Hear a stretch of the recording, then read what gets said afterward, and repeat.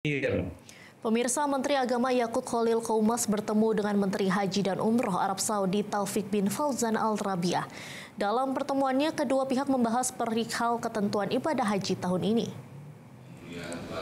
Ada beberapa hal yang dibahas dalam pertemuan, termasuk aturan penggunaan visa haji. Pemerintah Indonesia dan pemerintah Arab Saudi menegaskan dalam pelaksanaan ibadah haji tahun ini hanya boleh menggunakan visa resmi.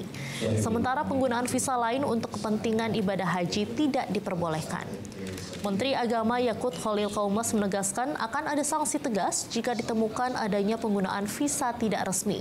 Pemerintah Arab Saudi juga telah mengeluarkan fatwa, yaitu tidak sah bagi para jemaah haji yang tidak menggunakan visa resmi.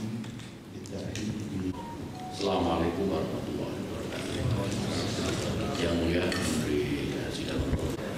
Visa yang boleh digunakan untuk melaksanakan ibadah haji itu hanya visa yang resmi, visa haji dan visa mujamalah resmi yang dikeluarkan oleh Kerajaan Saudi Arabia.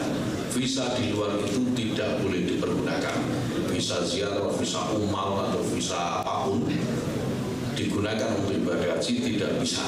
Dan ini pemerintah Kerajaan Saudi Arabia akan melakukan tindakan tegas terhadap siapapun yang menggunakan visa di luar visa haji.